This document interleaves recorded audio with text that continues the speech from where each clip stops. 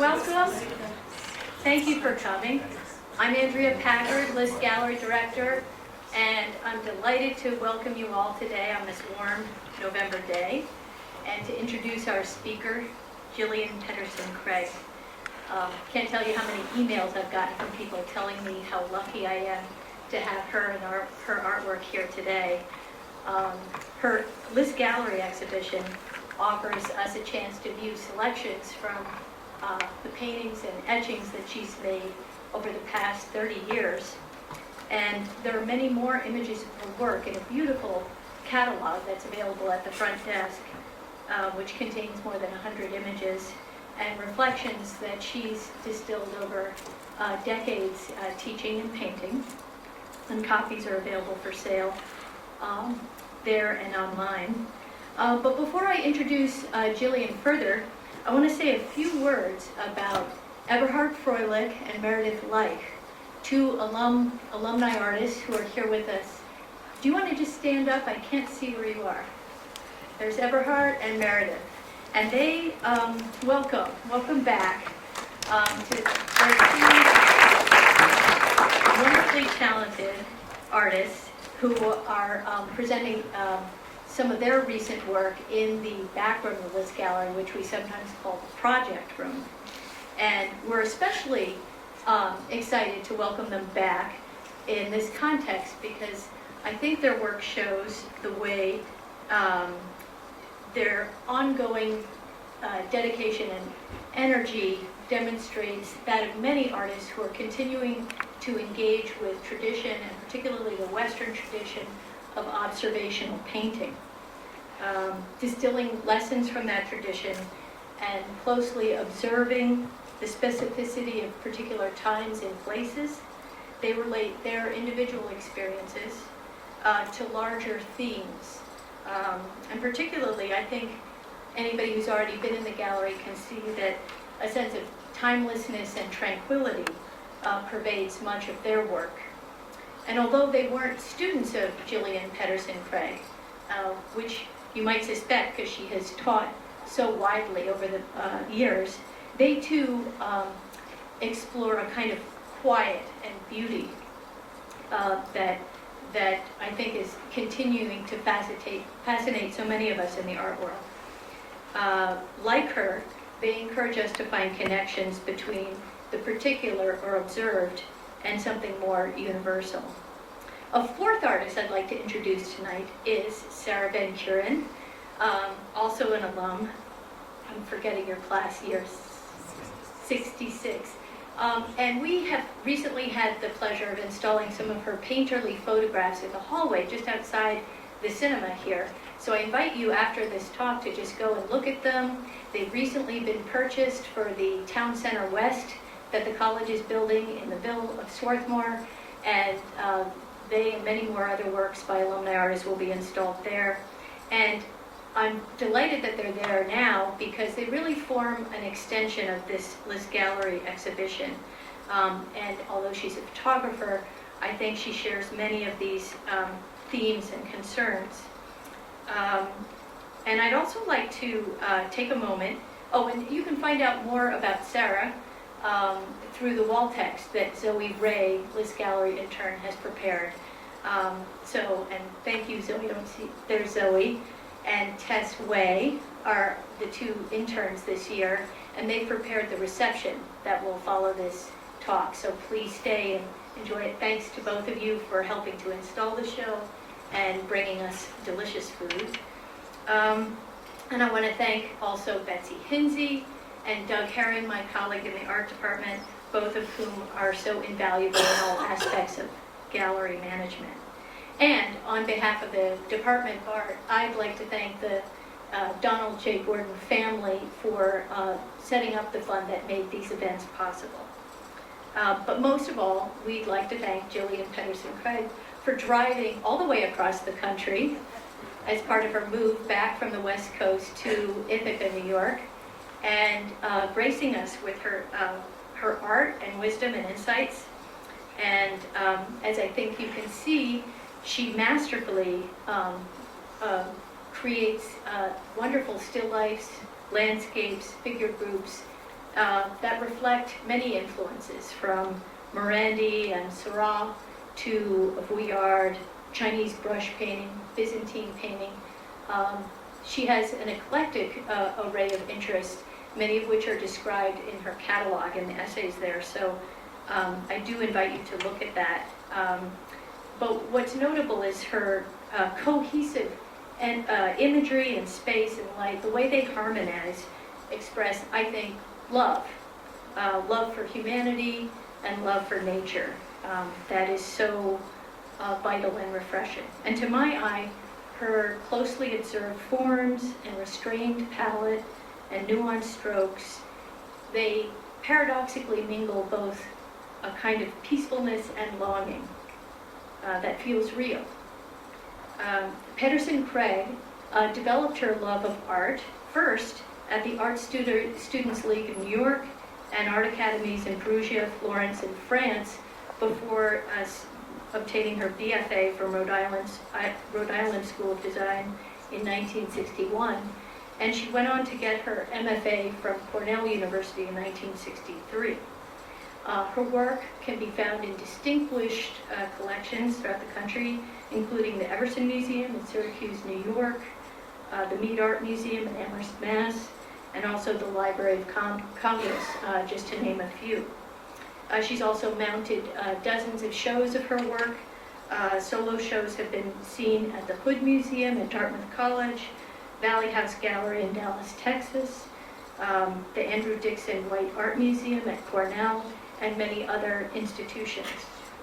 Locally, some people here may have seen her work at Locke's Gallery in Philadelphia, or heard her teach at Dartmouth, Cornell, Queens College, New York, or many other places. She came here many years ago as a visiting artist, and it's a special opportunity to welcome her back and her art.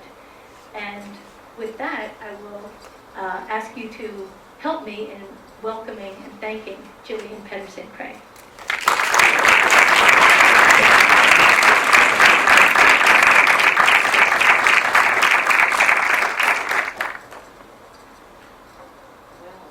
Thank you so much for inviting me here. It's always a great pleasure and an opportunity to do this, because you look through your work and you get another objective idea about it. When I knew I would be talking to some people who are in their last year here and getting ready to face the world, I thought I'd put together my work in such a way to recall my own experience when I was in school. I brought some very early stuff to show you. I know that, I in my 70s, so I'm very much older. Life is very different now. It's all digital, and there's many, many things that are really different. But some of the things that I think I felt back then are the same that people feel now, at least I hope so. And one of them, of course, when I was a senior, I thought, how am I going to earn a living? You see, and nobody really talked about that. That was like, not on the agenda, but it's something in the back of everybody's mind, if you're a painter.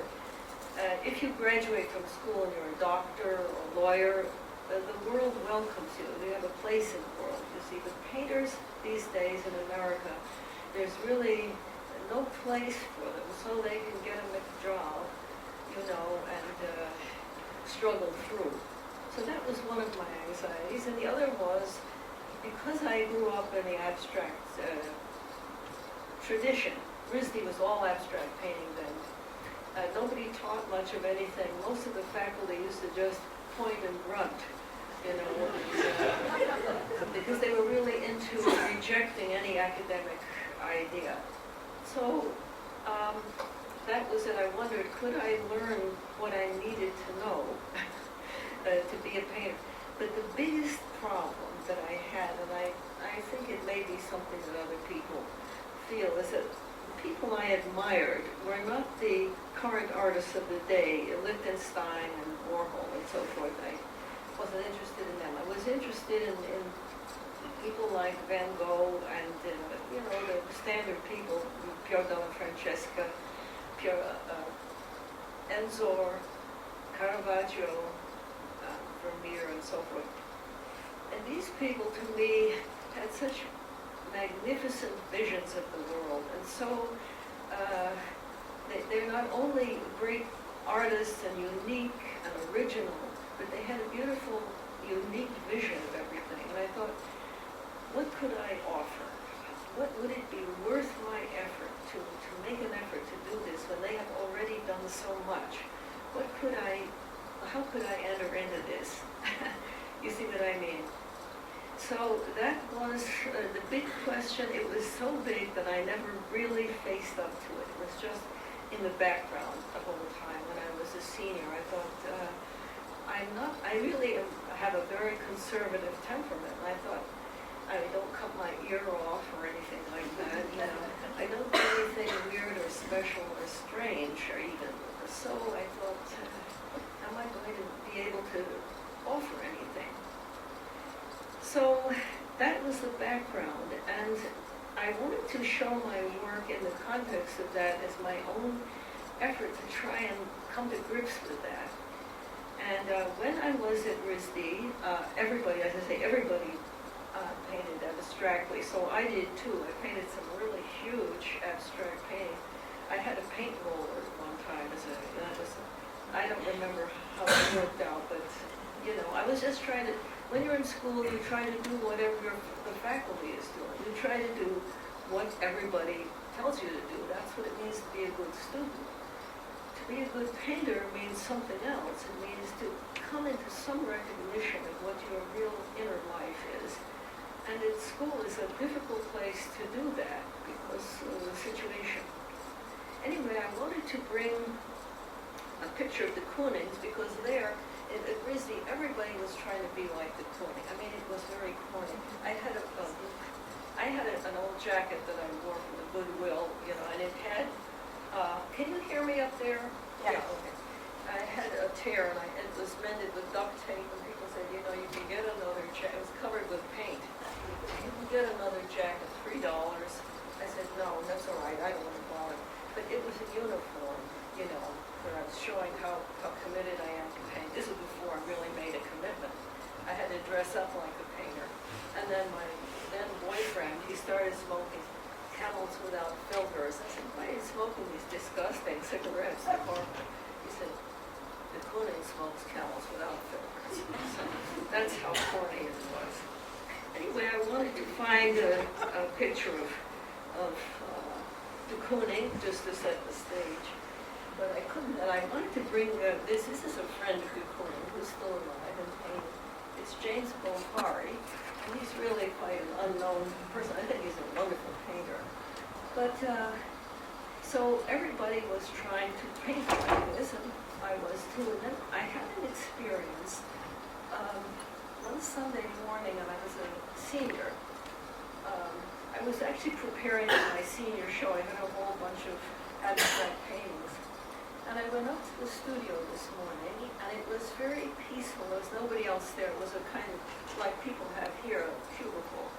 And I was on my own, and there was something nice on the radio. And it was very quiet, and I felt very much at peace with myself. I felt that I didn't have to compete with everybody, and the stress of just trying to meet deadlines had somehow calmed down. And I had a canvas that I was going to throw out because it had a broken stretcher on it. I thought, you know, before I do that, I'm just going to piggle around with it, do something else. And I made, let's see if I know how to do this. I pushed the sky around, and I drew in some trees, and I drew in this little figure at the bottom. And it's a very mediocre little painting, if you could even call it a painting at all. But when I did it, I realized, and I certainly never showed it to anyone, because back then at RISD, there was this huge hierarchy. You know, the illustrators were way down there, and the painters were way up here, you know. And anything that looked like anything was illustration, and God forbid you're called an illustrator. So I didn't show it. I don't know how it worked out that I managed to photograph it. I'm so glad I did. Because, you see, what had happened? I had allowed myself a moment of peace and privacy and intimacy, if you will. And what would come out is a little piece of my true nature. And I realized that this painting isn't any good, but I know that what I want is something, representational painting. So I got to Cornell as a graduate, and I started trying to teach myself representation of painting because there really hadn't been any teaching at RISD given the atmosphere there.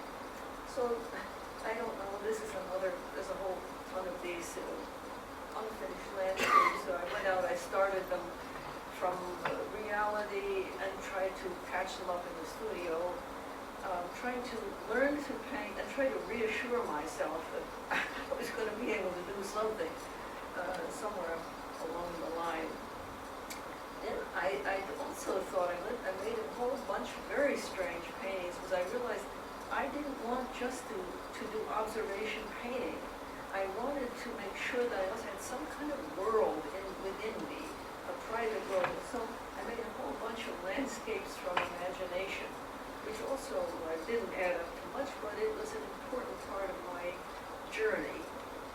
Then the thing is, I feel like I had some skill drawing, but nothing in terms of color. I just didn't know how to relate to color.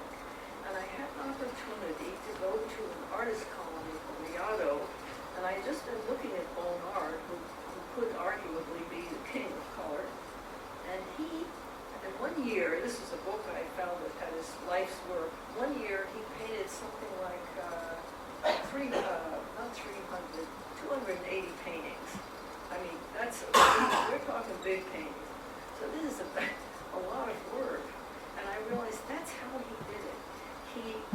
He worked so hard and so fast that he had to work through his feelings. You see, and color comes out of feeling. It's not really something that you can plan and think and figure out.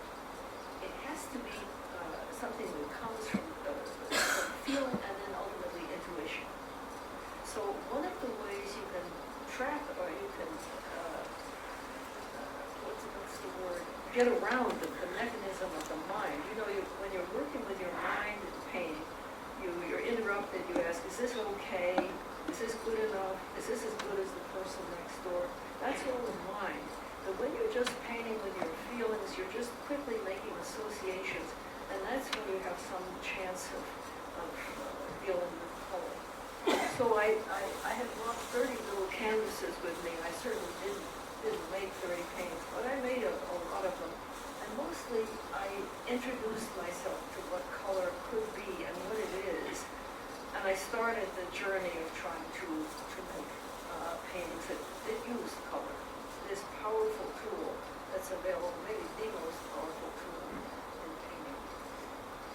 However, all of this was just catching up with lost education, and I still didn't have any feeling about whether I had anything special. Then I had another really big experience, and the chairman of the department at Cornell was a great friend of mine, the great collector of stuff. And one day he came into my studio and he gave me a Tanagra figurine. And those of you who know classical collections of stuff, you know that there was a whole bunch of these beautiful little terracotta statues that came from Tanagra in Greece, made about 300 BC. Well, I have a still life collection. It's got a lot of shells in it, little boxes, and things that I like to paint. But when I saw this statue, I recognized her. I said, this is a special object. It's special. It's infinite. It has infinite possibilities. And it looked like a kind of deputy of a world that was somehow hidden from me, but within me, you see. I couldn't reach it directly, but I could recognize it when I saw it outside. So after that, I set it up over and over again. I don't know how many paintings of this, and each time I set it up, it was something new, brand new. And it's another aspect of these objects, which I call special objects, that are really part of one's inner world. And since then, I've met many people who have have the same experience. They have found objects that they can paint over and over again because they had a quality of eternity about them. Well, this quality of eternity is really just something that exists within each of us. So I didn't literally always paint this particular object. This is the idea of the statuette. The cover is actually from a photo of my then roommate. At the bottom is stole it off of a postcard of a park sculpture or something like that. But it's like the idea of the statue. And this one, which is my favorite of them, and this painting, I remember something special about it. And I remember when I sat down to, so the whole experience of discovering this statue, I felt what a wonderful meeting it was for me when I found her. I found open all these doors, and it reassured me that I do have something, even though it's hidden, and it might disclose itself and hide again, and so, but it was something about me that was unique, you see. And I remember, I sort of fell in love with her. And I never was able to paint cloth. I didn't have any training, you see. But this piece of silk down was the only thing. I had to make a very active bottom of the canvas to offset it's just one little face. And I remember thinking, I can't paint that silk. It's too complicated. And so I've got to paint. It's like falling in love. You fall in love with someone. Well, you're ready to do anything. Travel to China or do anything. And so that's what I remember. Just sweating bullets and learning how to paint the silk for the sake of this infinite object, you see. So that was a very big moment, and not only it helped me to recognize that, we all are special people, and we have this collection of objects within us, hidden somewhere. And after that, painting, technically, was a little bit more ability, so that painting didn't become a trauma each time I went to the studio, because it's very difficult. Painting is not easy. At Cornell, I used to have students coming from engineering or whatever. They needed credits, and they remembered themselves crayoning on the kitchen table. Gee, I can do that. So they sign up for a course, like, well, I'll get an A, Well, when they go in there, it's not, it's very difficult. So you have to stay with it and expect to be disappointed and stay with it and stay with it. And I like situations that are very ordinary and very even conventional, conservative on the surface, bouquet of flowers. Nothing new about it. But I like the challenge of being able to choose something that's superficially very familiar and then seeing if I can pull something out of it that's not just about the subject matter. And again, this is another one in similar format. Where I found these two flowers in visiting Florida, and quite beautiful. They weren't roses, but they were some flower from a tree. And it took me about 2 years to finally figure out everything underneath it, putting things in, taking it out, and everything. I finally got a collection of things that sort of work.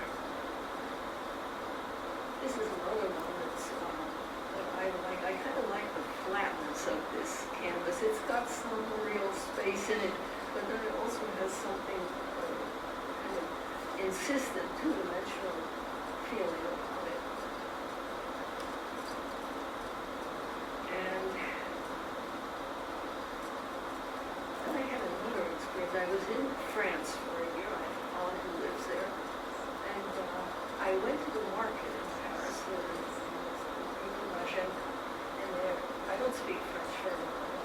It's a wonderful market in these French markets. It's so beautiful. And there was a huge glass case filled with these tiny little fish called sprat, about 3.5 inches. But the colors are so marvelous.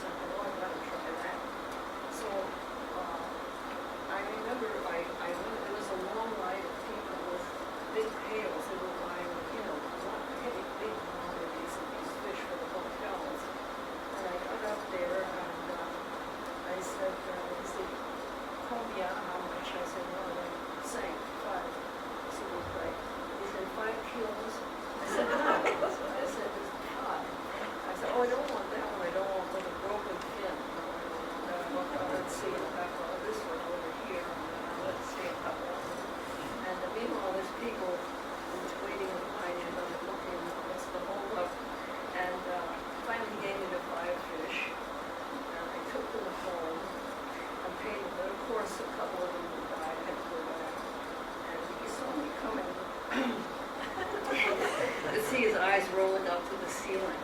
And I got up there and I said, "Flopsy," he said, 3 kilos? And I said, "No, just 1." And he looked at his friend, he said, "No, she's on a diet." So I thought that what was interesting is the fish were wonderful painted, wonderful objects. But what really ended up interesting me was the paper. For some reason, now, at another time, paper would never have been an object for me to be interested in. But somehow, at this time in my life, this became it. It became another object.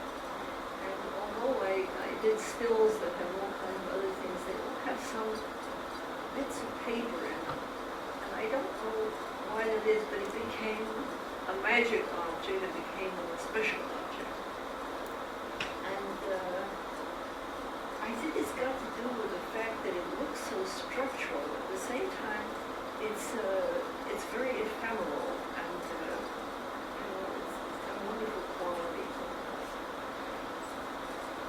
Another one with more paper. And again, it's like when you find one of these objects that you really feel connected to, it's infinite.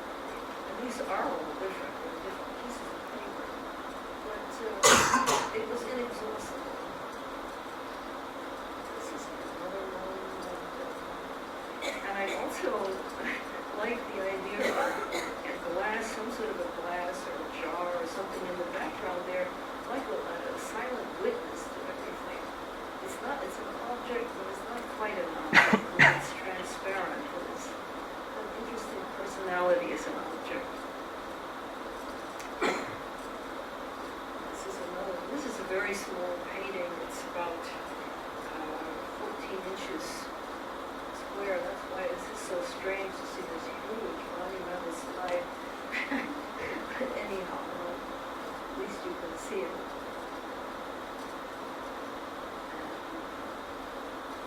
This one is, of course, this is not a piece of paper. It's a piece of silk. It actually happens to be a piece of my wedding dress that I found, and it's a beautiful piece of satin, so I dyed it yellow and I paint it often. It's just got a beautiful quality about it. And then I found this jar, which was another paintable object that I really love.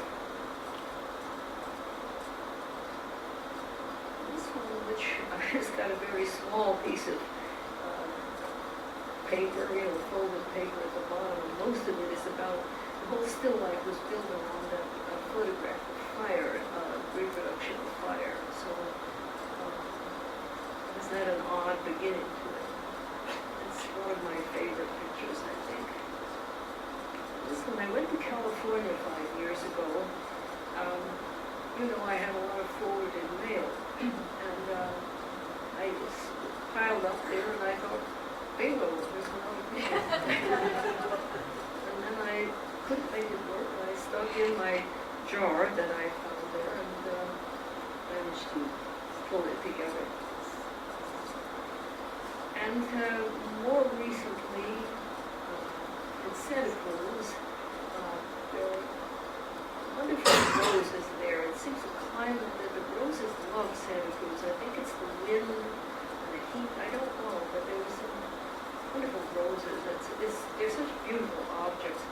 They're really almost too beautiful because they're so hard. They're so difficult. It's like painting a beautiful woman. It's just very beautiful. But I certainly enjoyed it, and I made many efforts to do it. Here is another one of my favorite objects are yellow beets. The reason I like them is because they have about 4 or 5 or 6 or 7 colors in them. So there's a lot of opportunity for color. And this is one of the criteria when I'm looking for objects. I look for objects that either have a lot of, for instance, this has a pale green, a dark red, a brown, lavender, all these different things, or objects that have ambiguous color that would allow me to project color ideas on them. So anyhow, in the summers, I used to always, when I was in Ithaca, go out on landscape painting. It's a wonderful, varied landscape in upstate New York. And I wanted to do a painting of an empty spot, because I usually make everything so central. I wanted to try to make this emptiness the central part of it. So this is a hillside in Ithaca. I used to really dislike green, which for a landscape paper is a real challenge, you know. And then I saw this landscape and I realized that I don't dislike it. It is a difficult color for me anyway. And I remember washing over it with green and finding a way to make the painting all about green, different kinds of green. Anyhow, again, another part of Ithaca, just this long, long road, and fields, and sky.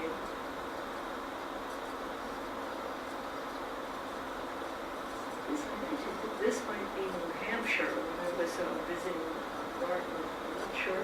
What I liked about this landscape was that it was like a theatrical situation where the curtains opening, revealing a very deep space with a lot of activity going on in a deep area there.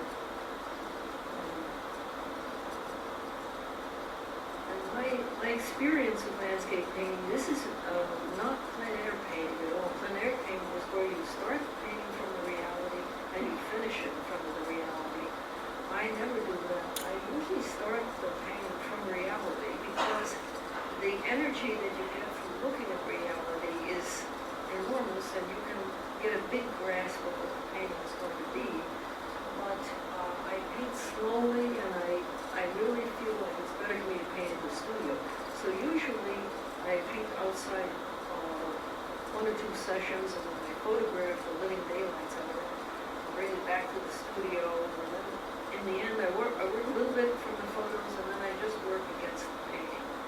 So, you know, it's reality edited heavily. And the gorges are so lovely. The gorges are like cathedrals, you know, with this light coming in at an angle. Just beautiful. This is just a piece of water, a tiny, tiny little waterfall. This was filled with waterfalls. This is like a mini waterfall.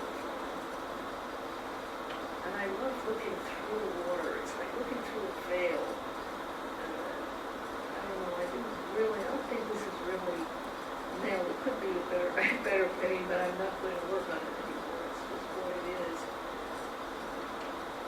And I remember sitting down to do this, and I thought, well, there's one landscape that's not paintable. It's twigs with no leaves on them. So I was going to pack it up, and I thought, oh, I better try to do this. I decided, it's like painting a hairnet. You know, how would you paint a hairnet? And I thought, well, I'm going to try.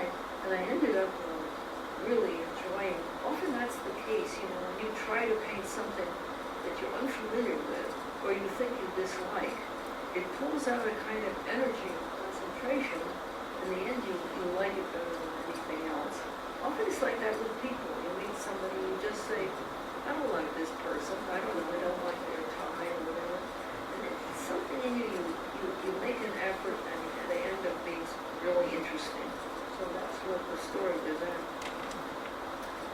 And this was a picture of the Cornell Arboretum.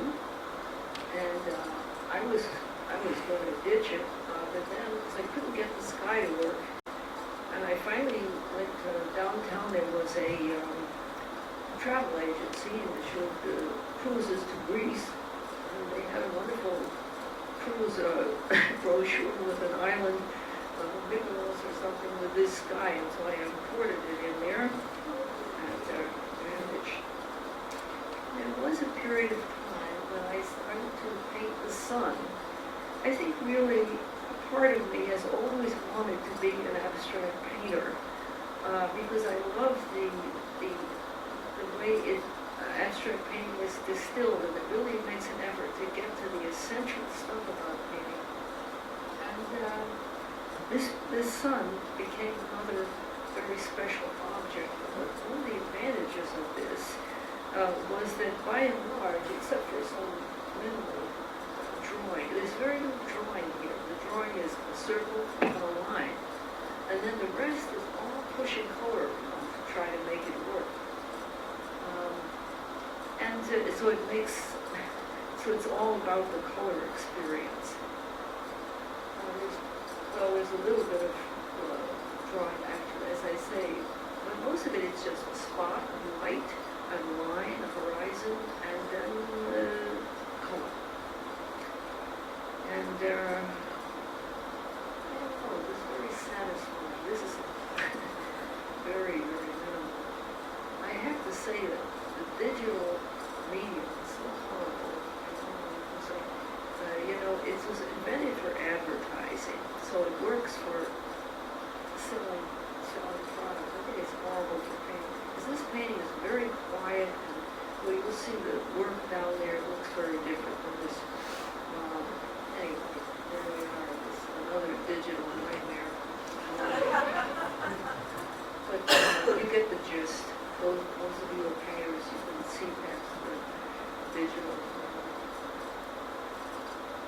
It was very gratifying just to push the color around and have it work without dealing with the extremely difficult problem of psychology. As soon as you have a figure in a painting, well, then you've got a straitjacket around. You can't fudge around with the figure. You paint the figure, you go. But here, you can do anything goes. It was like a vacation.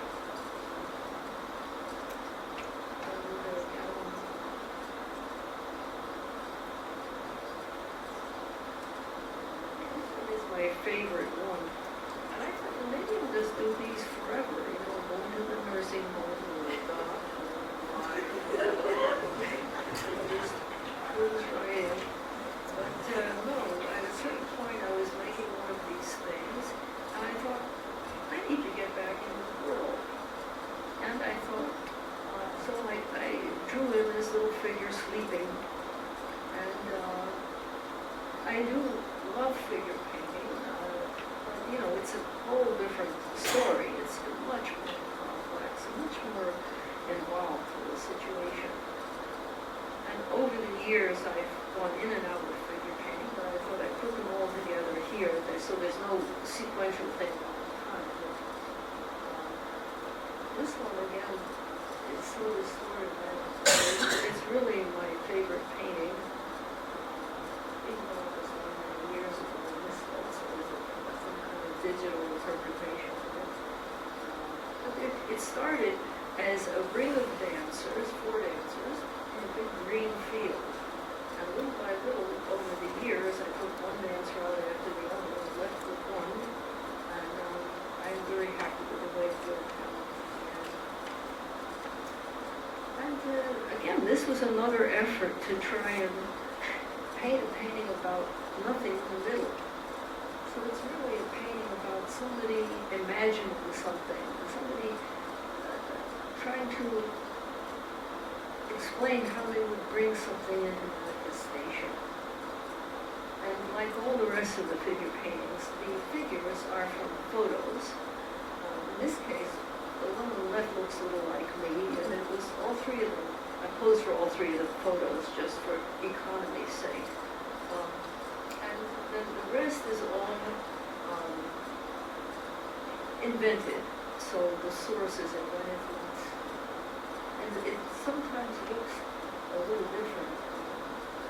This is a more recent painting. People watching it on a movie. I'm not sure that that's even finished. I kind of like it, so it's so crowded.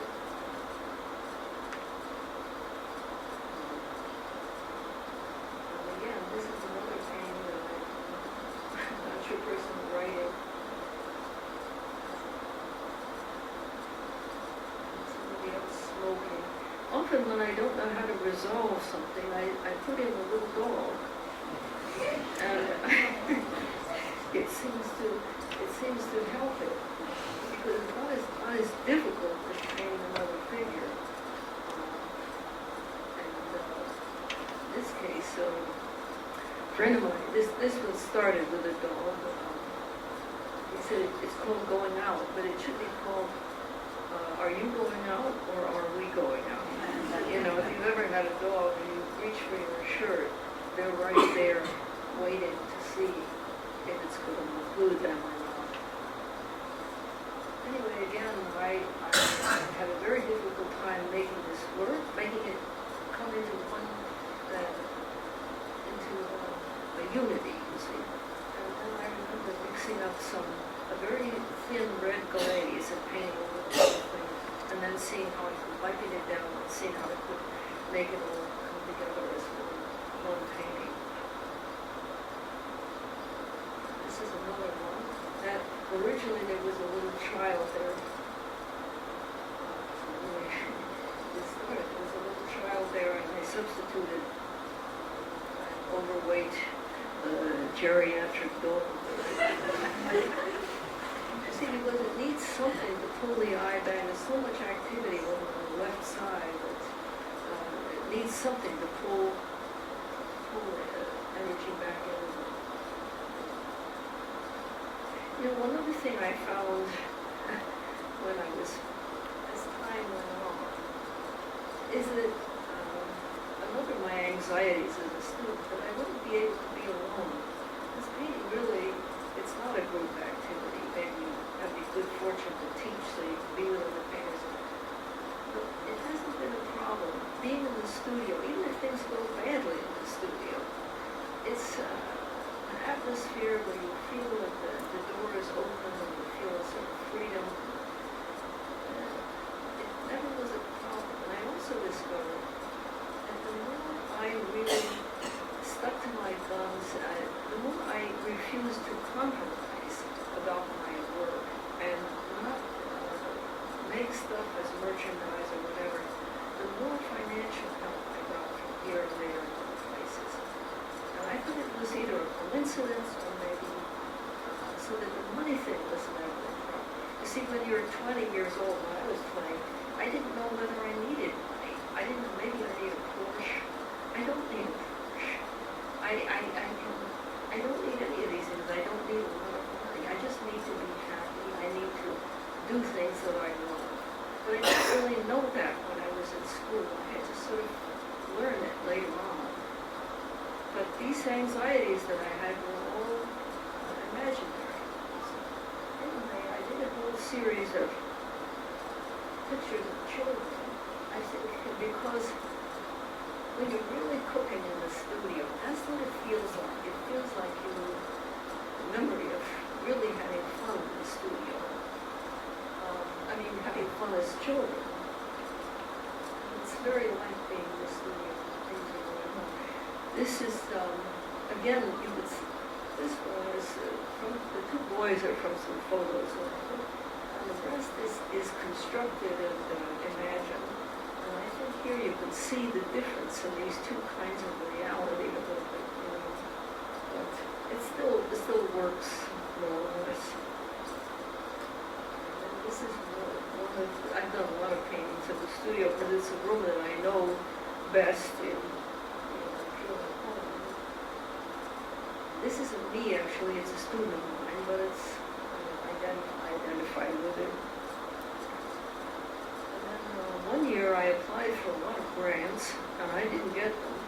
So I decided to, this is me receiving the Guggenheim. I didn't receive a Guggenheim. But I decided to take things in my own hands.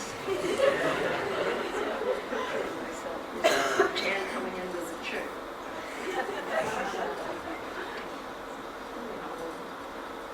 I thought I would show you a series of pictures that it just so happened that I took a series of pictures of the work as it developed, and some people find it interesting. This is the first pass.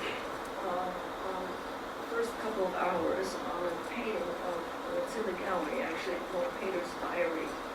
I wasn't sure where this would end.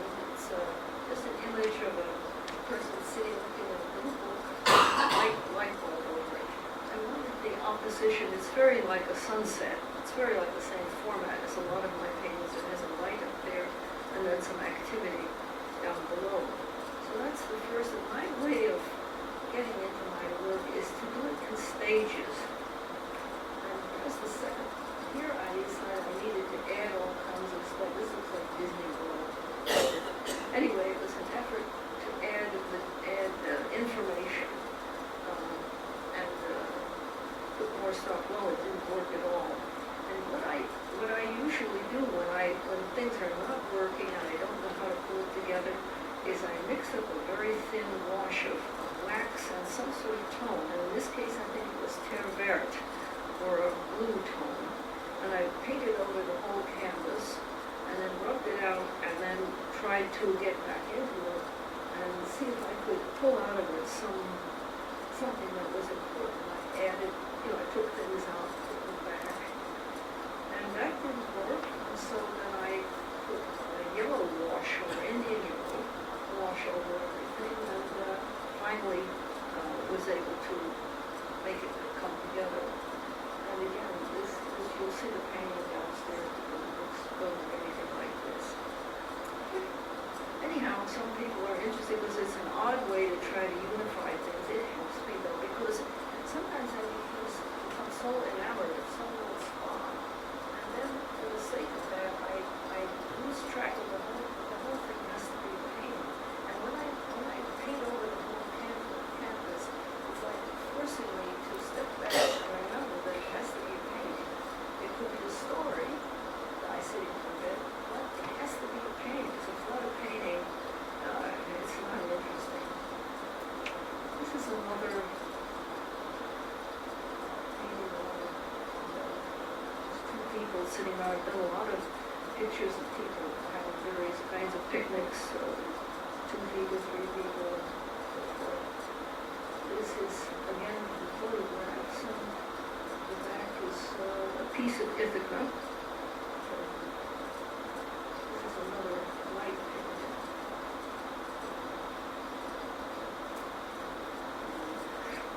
Looks very different on my computer than up on the screen. And this is another painting that's downstairs. When I did this painting, which is not so long ago, I really don't know how long ago, 5 or 6 years ago, I realized how strange it was that it was actually the same painting as this. It's better, right? It's much better. It's much more subtle. The drawing is better. Everything's better. But it's really the same idea. I thought this is so interesting. That we all of us have this world within us, you see, and it comes out at different times, and it finally comes out in the end. So there's no point in trying to be yourself, and there's no point in trying to be original, because we are original. Anyway, I found located something I always like to show people, because it illustrates the same point. I don't know how many of you have heard of or seen the work of Arthur Rackham. You know his work? He's an illustrator. He's a great illustrator. Anyway, this is Rackham at age 5. He did 5 or 6, and here it is. Now with a title. It's an which is what an illustration is. So the story with Rackham is fascinating. He was an artistic kid. He was supposed to be charming, funny, and he took lessons in oil painting. I think this is oil. Yeah, this is oil. But it's quite a boring little picture. It's okay. It's nothing to write home about.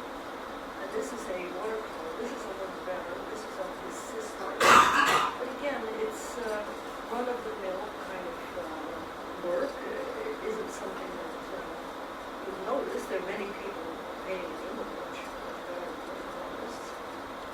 And then this is his grandmother. He probably asked himself, gee, should I do portraits? What should I do? Who should I be? The whole thing is it's really very static. Uninteresting. The hands are kind of interesting. But the rest is so conservative. He's doing what he ought to do, you see. That's it. Somebody asked him, will you do the cover of this magazine, Children's Magazine? And he did this, and it's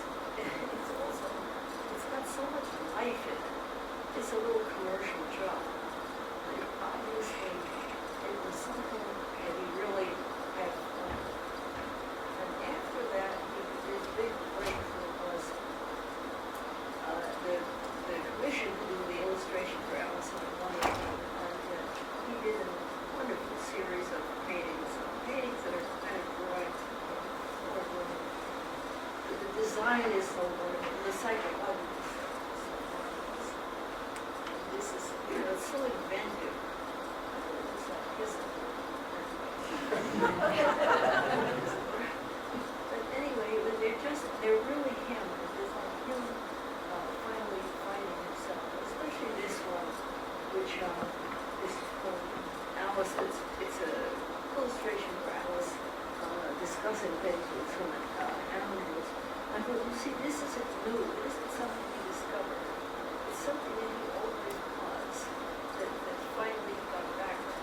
It's exactly what he did when he was 6, but it's better, right? It's even more interesting is this. I wonder if any of you looking at it will guess who this is. Anybody will tell you. Trailer? Pardon? Bill Trailer? No, it's George Seurat. Again, age 6 or 7. And what's interesting, most little boys, they're drawing, if they draw, you know, guns or cars or clock or whatever. He was drawing these ordinary little scenes of reality with this strange gray crayon over the surface of everything. It's so unusual. And then you see his career. He was truly a shooting star at the Academy. He and Dagon were both drawn like angels. And, you know, the level of success of his academic life was just unbelievable. I mean, he's a wonderful craftsman. Then you see this book that I found that had everything he's ever done. What was so touching about it was there were pages and pages and pages of these drawings, which are him. They didn't have graduate school there in Paris.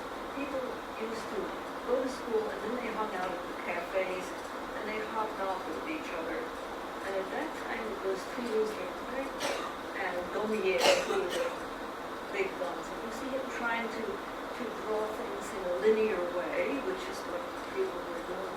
And they're good little drawings, you know. They're all unfinished. They all are searching for something. And you can imagine him doing this day after day, month after month, with the background memory of his huge success and his ability to draw from the model. It's very interesting. It's like he went out to the world and said, well, what did I learn all this for? Where am I? Who am I?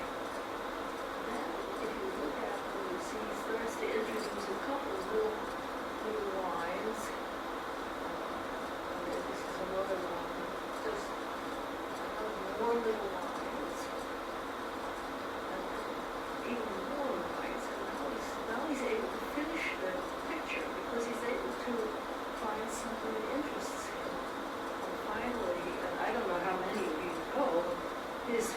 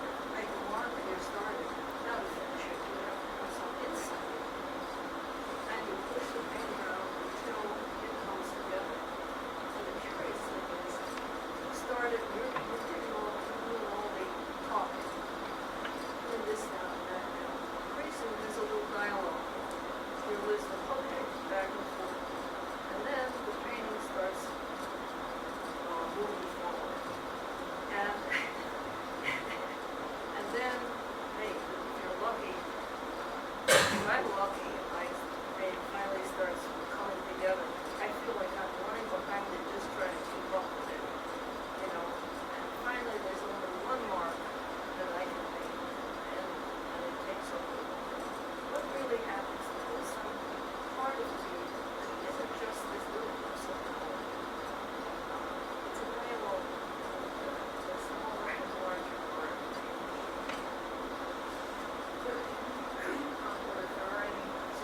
Sorry, I didn't hear any.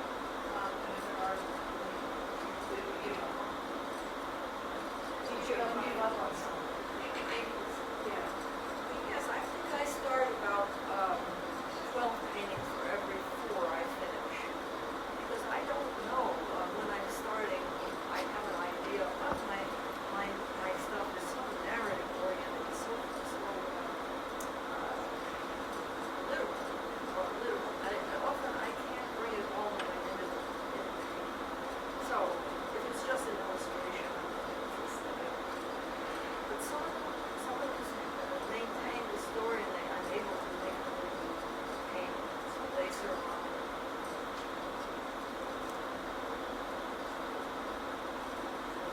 Yeah, well, one of the things that I love about your work is that you're such a master of creating place and atmosphere, kind of time and fullness. And you referred to it a couple of times, you just referred to making a painting. Or can you just maybe talk to some of us and the students about what your ideals for making a painting, what does that mean to you? I know. You know, like when you said to her, you know, some of the paintings don't make it, they can't make them paint. Yeah. So to me, this looks like a question about function. Things that are interesting have a double life. They have the life of the story, the living stuff. They have a life of the formal drawings. And for each person, each painter, again, because here we talk about this. For instance, Bonnard, look at Bonnard's painting, Bonnard landscape. All you see is pieces of color, you know. It just looks like a natural. Look again, you see it's a landscape. Well, so what he does, he turns out his double life comes from color. Walter Murch, he had a very exotic way of thinking. Many of you know Walter Murch. He's really interesting. He paints very